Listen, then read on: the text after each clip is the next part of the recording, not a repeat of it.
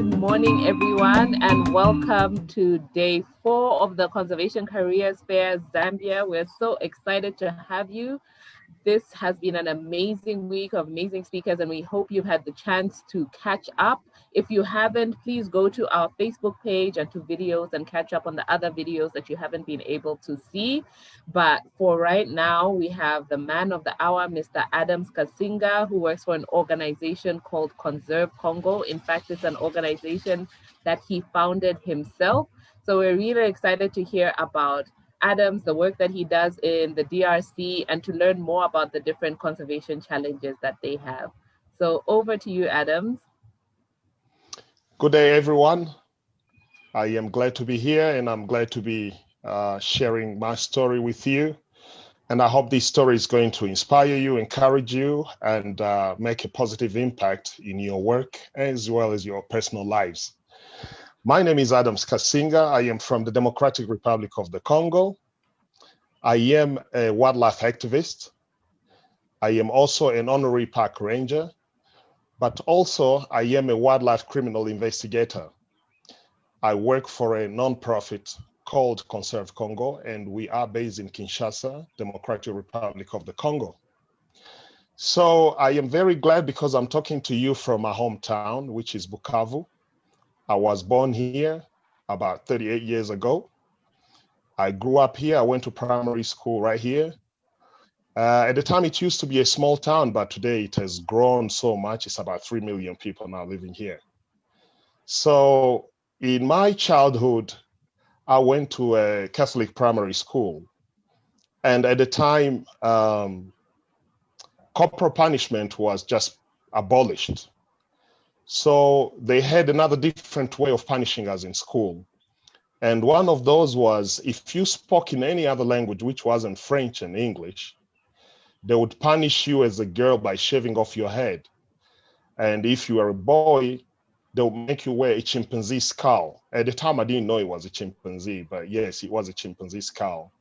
And all the other kids would run behind you and they'll be chanting, almost like humiliating you.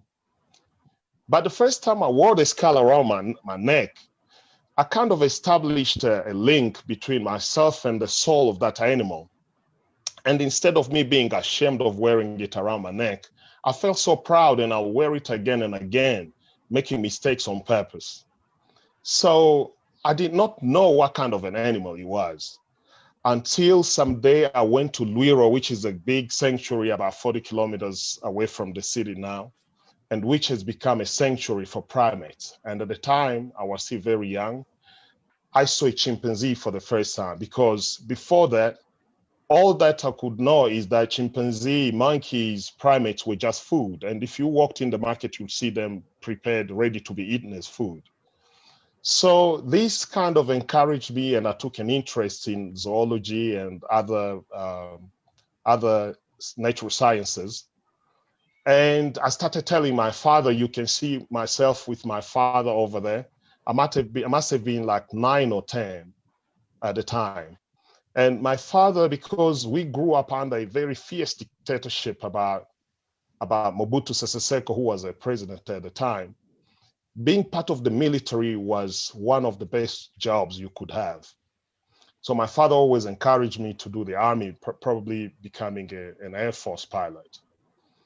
So there was a clash of dreams. I wanted to be a scientist. He wanted me to be a military man. He said he cannot keep on paying school fees for a monkey chaser. That's the exact word he used. But eventually I had to answer to his request, and I was prepared to go to the military academy. Unfortunately, in the mid-90s, the war broke out. And when the war broke out, some of us who were already pinpointed by the army to go to the academy were targets of armed groups trying to recruit us into their various armed groups in order to serve their interests. And at this stage, my father thought it would be best for me to skip the country, and I went to South Africa. So I went to South Africa, yes, and I was a child refugee. I did not have any support. I lived a couple of years of my life on the streets, doing what I was supposed to do to survive. But you know, when you come from a certain background, it's difficult to divert from it. And at this point, I wanted to write. The only thing that I could do was writing. So I kept writing. I was writing in a foreign language, so it was helping me to learn, but also was serving the purpose of denouncing the plight of refugees in South Africa. And this is how an editor of a newspaper called me in, and I kickstarted a career in journalism. Unfortunately, after many years of serving in journalism and scooping awards and all of that, I got shot on duty. And this was the turning point. I went back to school and did environmental management. And I was lucky when I finished, I joined the mining industry. And the first place where I was sent to was in Ghana. So I spent the rest of my life, about 5 to 6 years, going from one country to the other, being exposed to various cultures. And of course, I was also financially stable. And this is where on a project in 2010, I was sent to the DRC, and it was my first time as an adult to come back home. So on a flight from Uganda in Entebbe going to site in the northern DRC, this was the first time I saw the forest. And when I saw this green canopy, that changed my life completely. So I would spend 2 years on that site. My mind was there, but my heart was in the forest. Looking at the way animals were being treated, because we're not far from the Garamba National Park, which is only about 22 or 30 kilometers away. So there was still wildlife coming in the area, and they were being killed for food or for fun, polluting rivers, chopping down trees. And I found myself serving the purpose as a middleman between the firm I was working for with government officials. That's not what I signed for. I signed for a purpose of preserving the environment, which I wasn't doing. So I eventually resigned. Since 2013, I've founded Conserve Congo, and this is why I'm speaking to you from that angle. Next slide.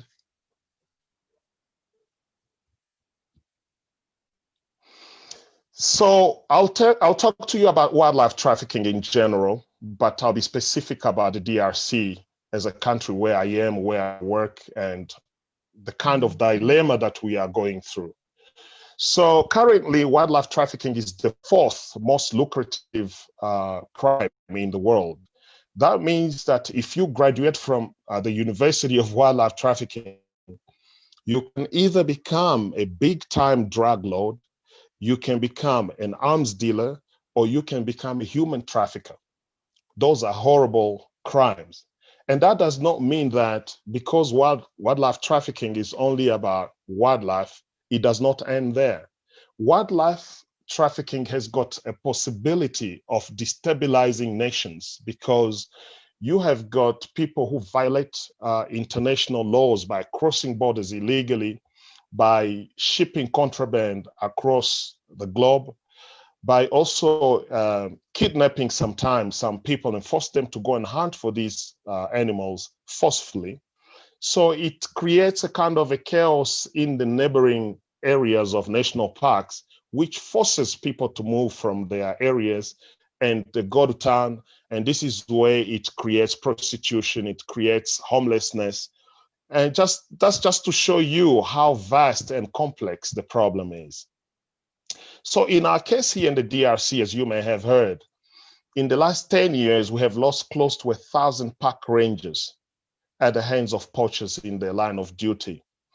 We alone in the DRC have got a quarter of about 70% of all killed park rangers in the world. You can imagine how serious that problem is. In the 1970s, in the DRC, we had about 80% of all forest elephants. Today, we are only left with 10%. And I cannot even confirm the 10% because we do not have inventories done on a regular basis. A smaller country such as Gabon is now the one holding the last hope for these magnificent animals. You may have known also that the DRC is home to many species of primates, including the great apes. And we are the only country in the world which has got 3 of the 4 great apes in the world. And those 3 involve the gorilla, the chimpanzee, as well as the bonobo, which is the endemic citizen of our country, is only found in the DRC. Mm-hmm. And all these animals are exposed to a number of threats. You've got habitat loss, you have got bushmeat, you have got international wildlife trafficking as well. Because a baby, before capturing a baby of a great ape, which is highly in demand across the globe, especially in China, where these game parks are mushrooming on a daily basis, you've got to kill a number of other great apes, which are supposed to be the family members, so that you can harvest this baby. And in Kinshasa, where I'm based, we have established that for every one baby ape that we get in Kinshasa, 5 may have died along the way, usually because of the concealed mode of transportation that they utilize, hunger, fatigue, and as well as disease. So you can imagine how many die along the way if we can find about 5 to 20 babies every week in Kinshasa. It is a booming business. Everybody thinks it's an easy money to get because a baby great ape of chimpanzee or bonobo species will cost you about $2,000 to $5,000 right here. And if it crosses the seas and goes to China or to America or to Europe, you add another zero, which gives you literally about $50,000. In the DRC, we've got laws which are supposed to be protecting our wildlife, but unfortunately, these laws are never applied. As a matter of fact, before the establishment of Conserve Congo, there has never been anybody who has ever been convicted with a jail term for a wildlife crime. So you can imagine how stressful that situation may be. We have got very large national parks, which are some of them are like the size of some countries. Like we have the Salonga, for instance, which is like the size of the entire Northern Ireland, and you only have 200 park rangers. So you can go and see that the problem is so complex, and nobody can put his finger up and say, this issue requires just one kind of a solution. Obviously, to every complex problem, you need a complexity of approaches. And that's the reason why we're here.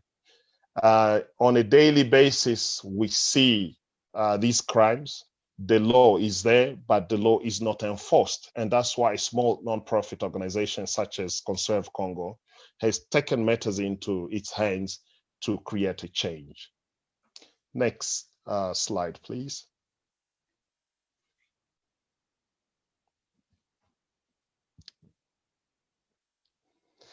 So Conserve Congo is based in Kinshasa. Kinshasa is on the far western part of the country. Kinshasa and Brazzaville are the closest capital cities in the world. And it is strategic because the Congo River passes by Kinshasa, and Kinshasa being the capital city, it means that's where all the money is. Economically, Kinshasa is very strong. And this Congo River, it crisscrosses the entire country from the bottom eastern part to the most upper part bordering Central African Republic, Sudan, Congo Brazzaville, until it reaches Kinshasa. So the Congo River serves as a big highway, not only for people, but also for cargo. And unfortunately, this cargo is not always the useful cargo, like food and other commodities. It also serves the purpose of moving contraband from wildlife trafficking up to Kinshasa. The reason why everything comes to Kinshasa is because that's where the money is. That's where the flights leave from. Once you're in Kinshasa, you could cross into Brazzaville and reach West Africa. Once you're in Kinshasa, you could cross into Angola and go towards Southern Africa. And this is the reason why we established our headquarters in Kinshasa, because that is like the safe haven for wildlife trafficking. When you hear people talk about African wildlife trafficking, when I look at Kinshasa, I think this is the center. Anybody who has been to Kinshasa will tell you that you can get anything you want in terms of wildlife trafficking. There's plenty of ivory for sale. There's plenty of rhino horn for sale. There is plenty of live great apes for sale. There is a lot of bushmeat. Kinshasa alone consumes about 60,000 tons of bushmeat per annum. That's Kinshasa alone. I'm not talking about other smaller cities. I'm also not talking about bushmeat, which is reserved for exportation. And this is the reason why we came to Kinshasa. And since we've started, we have investigated over 500 cases of wildlife trafficking. We have brought about 150 plus to court level. And so far we've had about 10 convictions. We know this is not going to be the end. It doesn't sound like much, but at least we have taken that first step. Next slide.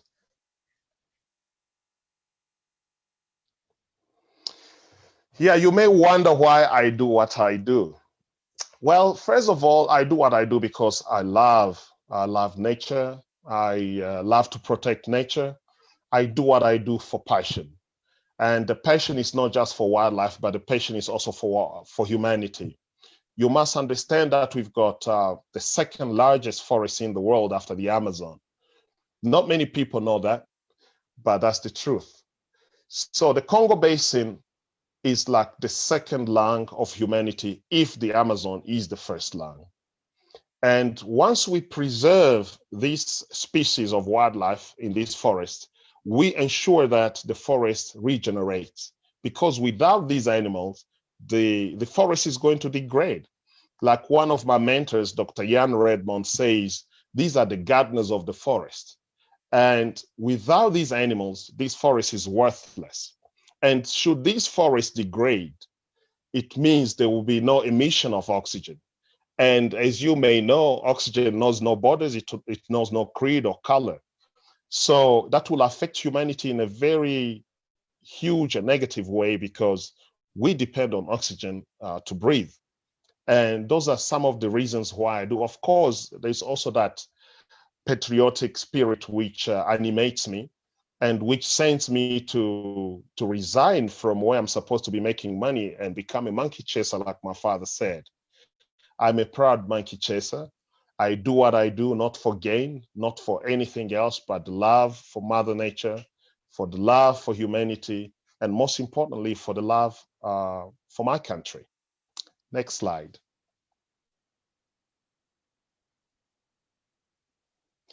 So being in my position as an indigenous African conservationist has been the toughest thing that I've ever experienced. I remember growing up, there used to be this huge truck which to pass through town, and it will have mostly people who look different than me. And by so saying, I'm referring to Europeans, Americans, Asians.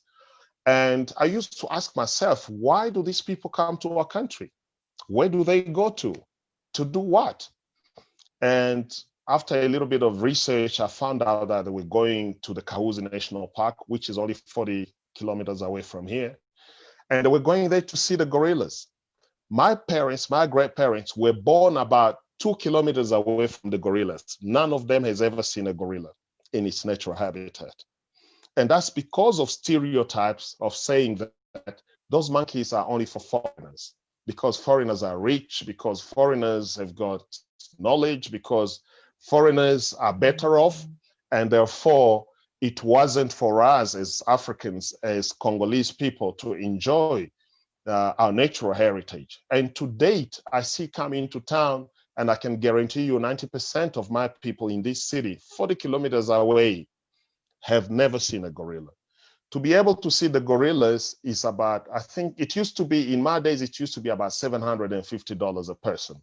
Today it has gone down, I think probably a couple of hundreds. But in a country where an average person earns $100 a month, how does he afford to pay for that? And these stereotypes do not end there. When I resigned from the mining sector to join here, I lost many friends. I lost some family members. I was the sole breadwinner in the family, and everybody thought I was being selfish. Others thought I was trying to be something which I'm not, because this is for white people, and I am not white. How do I become a monkey chaser? I'm not going to go anywhere with that. Instead, this encouraged me to try harder. At one point, I felt discouraged. I felt powerless, and I felt like perhaps I should go back and make my money so that I can keep certain relationships. But that challenge, it made me work harder, twice what I was supposed to do. And that's the reason why we've achieved what we have. We still have other stereotypes, like when we apply for grants, for instance, you may find that we have to fly where other people have got to crawl. You know, we've got to prove ourselves because we do not fit the stereotype of an effective and efficient conservationist, you know. Yet, if these animals still exist, it's because our forefathers also had their own methods of conserving them. And I think it's about time that we acknowledge that local knowledge, indigenous input is also needed in order to achieve the results that we so need in conservation. There are still so many myths around conservation in Africa. Like when you go to our national parks, most scientists, they come from abroad. They have their PhDs here, yet it's so difficult for a local student to go and do research in there. And that's because most of the time he does not have the resources to go and pay for it. But these other foreign students can do it. Why can't we assist each other and do it like a two-way? You scratch my back, I scratch yours. And this way we can have, let's say, 50% foreign, 50% local. You look at all our national parks, the most preserved and the most beautiful national parks are foreign managed. And this perpetuates the myth that we cannot be able to look after what is rightfully ours. And Conserve Congo is an epitome of what local involvement can do. We've been fought tooth and nail. And as a result, today, Conserve Congo does not have a budget. We don't have a budget, we don't have an office, we don't have the support that we need. And that's because partially we do not fit the profile, the stereotypical profile of a conservationist. I'm not a scientist. I am not anything but African. I am young. And yeah, sometimes people do not understand why they should support somebody of that sort. But you know what? The few people who support us are based on that so that they can be of assistance to us. And it's because of that that we've been able to make the change that we have made so far. We have got so many challenges still, like government not being implicated fully. Most of the times, in cases which we have investigated, you find out that there are officials and other officers involved in the trade, mainly police officers, mainly senior army officials. You've got politicians behind there. They make the rules and they break the rules. You've got very little support. Obviously, with the work that we do, we need support in order to achieve more. If without the necessary logistics, we managed to achieve what we did, you can imagine if we just had a little bit of support, what we could do. We also need to collaborate as Africans. The cases that which we investigate here in the DRC, when you look at them, they are linked to other countries because we are not only a country that supplies wildlife contraband. Sometimes our country is utilized as a transiting point. Sometimes our country is utilized as a marketplace for products stolen from other neighboring countries. And I believe that working in synergy, mainly exchanging data and working as a team, is going to be of essence because sometimes a poacher could escape us here and we catch him in Brazzaville.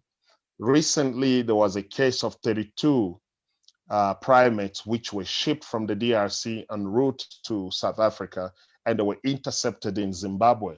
Now, that is one case which shows what we could achieve if we work together as Africans.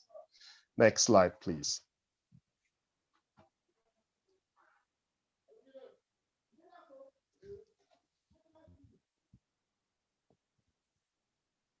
Next slide.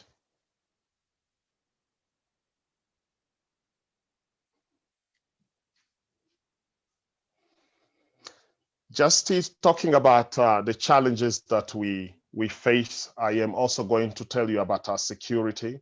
You must understand that the work we do is very unsafe, and sometimes we face a lot of challenges in securing our investigators. We have about 52 investigators, by the way, across the country, and in Kinshasa alone, we have about 70. I'm going to go ahead and tell you about some of the achievements which we have made so far. So far, we made history in 2018 when we brought 3 traffickers to court, and actually they were prosecuted and they served about 6 months in jail, and they each paid about $5,000 fine. These were caught trying to sell a baby bonobo, as well as 11 left hands of bonobos. These hands are usually utilized as trophies, whereas the animal is sold either for the pet industry or for the mushrooming of game parks across the globe. We have brought so far about 500 cases to court. We have sentenced about 10 cases so far. And as I'm speaking to you, we've got 11 court cases ongoing in court right now. Hopefully that very soon we're going to get another prosecution. We've also achieved in changing the mindset of certain people. When you go to Kinshasa, for instance, and you ask about certain contraband in wildlife, they'll be too quick to tell you, hey, we are very scared because there is a small NGO trying to arrest people for such and such things. That gives us hope, because that's what we're trying to achieve. We're trying to scare people into believing that if I do this, there'll be a punishment. And that's why we insist on anybody who breaks the conservation laws to get the punishment that they deserve. And also, because of the work that we have done so far, last week I was nominated for the upcoming National Geographic Explorer Award, which is the first ever award we have ever received. And that goes to show you that the work you do, if you do it well and you do it right, there will always be people who will criticize you, but there will also be some people who will acknowledge the good that you're doing, and they will put it publicly. So we really appreciate that. Next slide.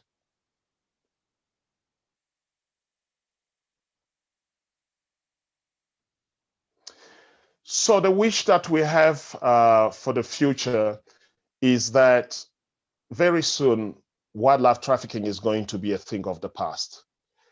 An elephant, for instance, despite its size, will give you only about 100 to 200 kilograms of ivory, perhaps a little bit of meat as well. And when you look at it, it won't go beyond $100,000. Whereas a live elephant in its lifetime could generate up to $1 to $2 million in cash. And that is going to support not only the economy at national level, but at local level, it's going to create employment. It's going to put our country on the map of the world. Our country already has a very bad image with all the civil wars that we've endured. But now this could be a mechanism that we can utilize to change the mindset about our country. So this way we understand that preserving our natural heritage is more useful to us than trying to make money out of it, because wildlife is not a commodity.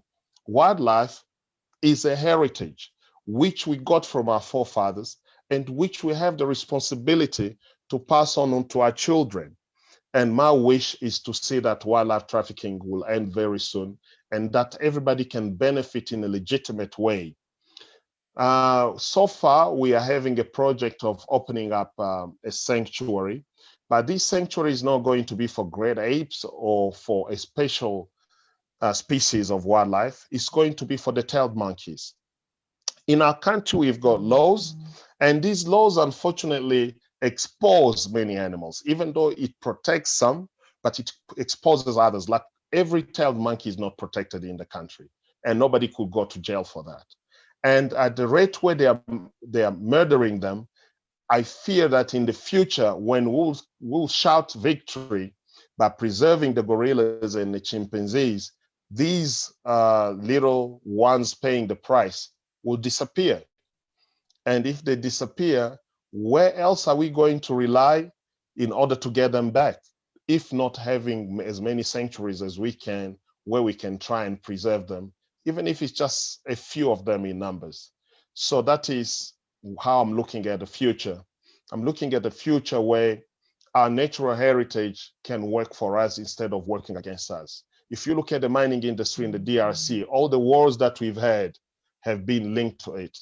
And when you look at our national parks, such as the Virunga, you can see all the rebels have sought security and safety in there. And that's because they want to gain by selling these beautiful beings. And in the future, what are we going to tell our children? So we best start working now and fighting back so that we can have an excuse in the future and say, look at what we have done. We have really tried. Thank you so much.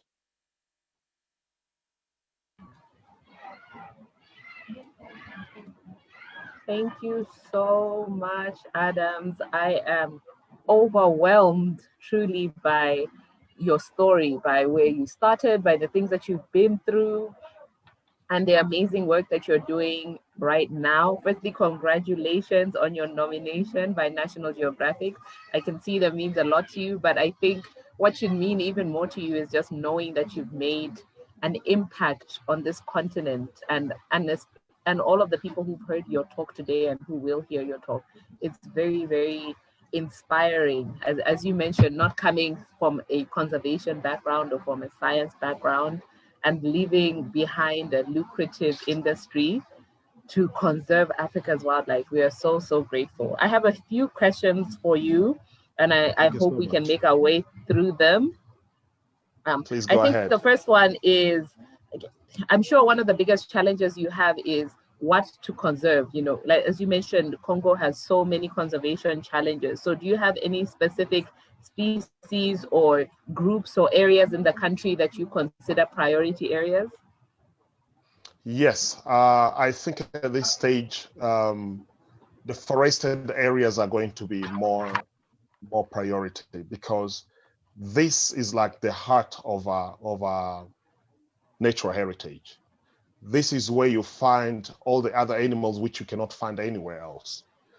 This is where also you find people who rely on bushmeat for survival, because in a forested area, it's very difficult to do agriculture. It's very difficult to farm or even to do animal husbandry. So I would consider like the Salonga National Park, the Epulu National Park, which is like half of our national parks. And in there, you've got a variety of species, especially of great apes, elephants, leopards, the Congolese peacock. This is where like everything we have is mostly. I'm not going to mention Virunga because Virunga is already an obvious. You must understand that 3/4 of our country is a forest. We have 80% of the Congo Basin forest. And all of these have got to be protected, because if we choose, it's going to break down the chain of the ecosystem. And in a way or another, it will affect everything and everybody. All right. That's a lot of work, and good luck to you. And speaking of that, one of the questions was, how can we contribute? How can we in Zambia or across the world support the work that Conserve Congo is doing? And how can we support the work that conservation in general is doing? Great. I'm going to answer the first one, because that includes us as well. So the first thing is to spread the word. Not many people know that we've got such a problem with conservation. Many people think that, okay, yeah, that's Africans. I mean, they eat dirt, they eat animals, that's their ways. No, we don't do that. Even if we do, but we had to do it in a very sustainable way, and which is not done anymore. So spreading the word is acknowledging that there's a problem. And once we acknowledge there's a problem, we are one step to finding a solution. So that is one thing that you can do. The second one, it could be donating to a local, a grassroots level, organizations such as Conserve Congo. You can do that in monetary form, or you can do that by volunteering your skills and knowledge. The third one is to plant a tree, for instance. There are certain things that you can do no matter where you are. Planting a tree, going to your local zoo and offering some time there, writing a poem about wildlife, that would really help and make a great change. Yeah, I love how you've got the big picture and the smaller things that individuals can do. And a lot of things you've mentioned don't cost you money at all. You know, spreading Exactly. awareness is free, writing a poem is free, volunteering your time is free. And Yes. speaking of that, you mentioned awareness and education. Does Conserve Congo do any work with schools or with children? And if so, what kind of work are you doing with them? Yes, we do. Actually, one of our objectives is to raise a new generation of young men and women who are aware of the value of their natural heritage, but also who are equipped with essential knowledge and skills in order to protect it. So we have a program called Conservation Through Education, and we go through schools. Currently, we have about 11 schools comprising of slightly more than 2,000 children between the ages of 12 and 20 and 18. And we dispense an hour of environmental talk every week in each school. Here we teach children on the benefits of planting trees. We teach them about how to take care of their pets, because this begins at home. What I'm doing today began at a younger age. And once you raise children from a younger age, if a child can take care of his or her dog, a child will not harm a gorilla, because it is the same love you give to a dog that you could give to a gorilla. It's just that they need somebody to channel them in the right direction, and that's what we are doing. And believe it or not, just recently, I bumped into a mother with her son. I didn't even recognize the child, but the child recognized me. And he said, he is a teacher who teaches us about not eating bush meat. So the mother told me that last weekend she brought some, I think it was turtle meat. And once she cooked the meat and put it on the table, the child said no. They said we cannot eat wild meat because not only that it gives you diseases, but also it's killing our natural heritage. And also it makes us look like savages because we have so much else to eat. Why should we eat a turtle? It's so cute. And I was so proud to see that whatever efforts we are putting in is yielding the results that we anticipate. That made me really feel grateful. Makes me grateful, and it wasn't even me who did anything. Yeah, another question that we had is from one of our listeners on Facebook, and she said, I'm hearing you talk about 200 rangers against a big piece of land to protect all of these activities against wildlife, meaning jobs are there, but for us environmentalists.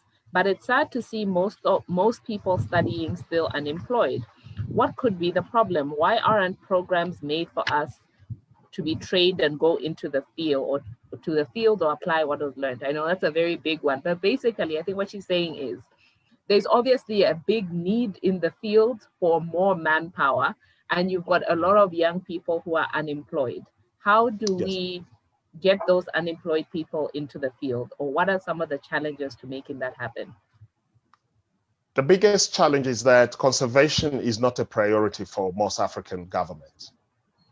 And it's understandable because when you come to a country like ours, where we still have issues with healthcare, we have issues with infrastructure, we have issues with security. So conservation is really put at the back of the plan. But also there's a problem of stereotyping, whereby the money comes because the DRC relies perhaps 99% on donor funds to do conservation. But these donor funds are specific. When they come with conditions. And And empowering the locals usually is not part of that plan. So yes, you're going to have a huge number of unemployed individuals who would love to get into conservation, but how will they survive? Instead, I think we'll be creating another problem where they will turn into poachers. I'll tell you, the 200 people in the Salonga National Parks, they earn less than $50 a month. How can you take somebody, you pay him $50 and you give him $50 million to look after? That is one of the challenges that we are facing, and we need to change. We need to change that, and addressing these issues, such as the way we are doing, is the first step towards finding a solution. You cannot have 200 park rangers, and amongst these 200, I haven't told you that you'll have at least 50 who are already old. You'll have perhaps 60 who are overweight. So it's not really the right people, because conservation is also not an attractive career. And that begins with the payment and the remuneration that they get. Yes, I do understand that some other countries also it's not so lucrative, but at least you get that dignity, you get that honor. You know, there are jobs that you don't do just for money, but just the honor that comes with it will attract you. And right now, such jobs are not so attractive. That's why people wonder, why would you leave a position of an executive in the mining industry to start chasing after monkeys? But that's a personal story. I'm doing what I love, and I've never been happier. I completely agree with what you said about honor and honoring the brave men and women who put their lives on the risk and treating them as heroes instead of calling them, monkey chasers or something like that. Yes. As an insult. The last question I have is, one of the things that you said that shocked me and the whole team around me, literally our jaws were on the floor, as you mentioned there, until recently, until the work that you started, there had been no convictions for wildlife crime in your country. Never. Could you tell us? Yes, never. Still shocking. But could you tell us a bit about the work that you do with law enforcement? You've mentioned some of the cases that you've been working on, and you said it's not that much. I think it's astounding the work that such a small organization has been able to do in such a short amount of time. But could you tell us some of the work you do with law enforcement and how you are able to secure some of these convictions without giving your secrets away? Yes, we are doing, literally Conserve Congo does the work that was supposed to be done by the police, by the park rangers, by the Secret Service, as well as the justice system. We begin by doing investigations. So we are subdivided into 4 departments. We have a department of investigations. So these are the guys, the 52 brave men and women who go onto the ground and they snoop around using intelligence, surveillance, and other law enforcement methodologies to gather information on possible wildlife trafficking syndicates.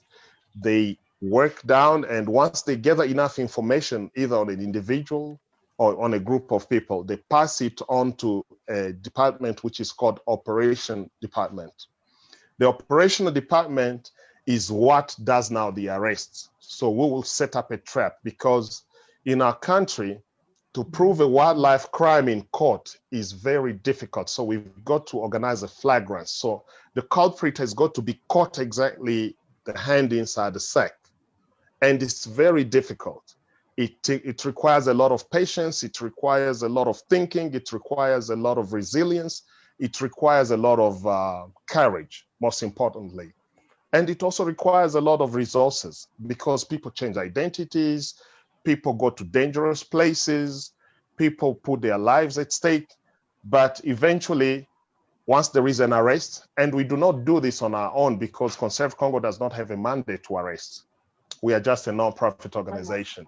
But together with the authorities, we have actually changed the mindset of some of the authorities, and we work together with them, and we make an arrest. Once an arrest is made and the suspects are at the police station, now we pass the case on to the next department, which is the legal department.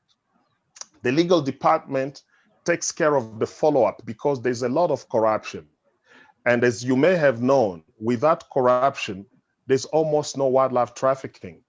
Actually, corruption is like the greasing mechanism for the wildlife trafficking machinery.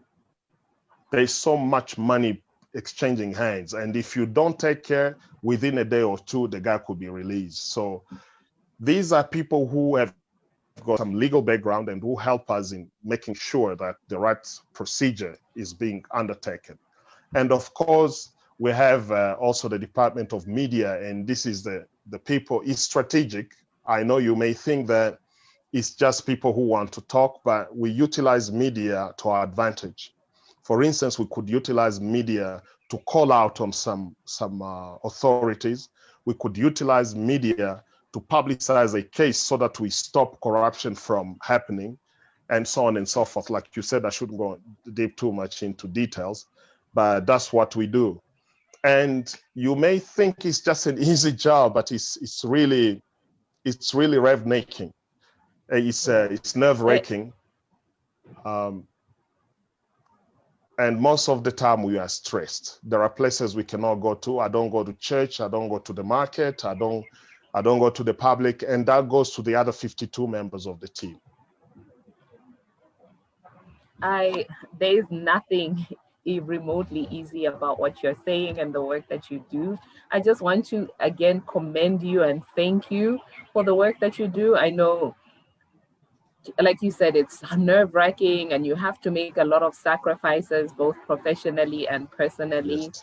And most likely you will never ever in this lifetime get your dues for the work that you have done. So once again, on behalf of the organizers of the Conservation Careers Fair and on behalf of our audience, we thank you so much for your time and for your service. And for everybody out there, we are in a few minutes starting our next session, so please stay with us. And if you have a chance, please share this talk with all of your friends. For me, this has been one of the highlights of the Conservation Careers Fair, to hear about this brave work that Adams is doing. So thank you once again. Enjoy the rest of your day, Adams. And thank you so much. Thank you to everyone who listened, and I hope to talk to you soon again. Thank you. Bye-bye.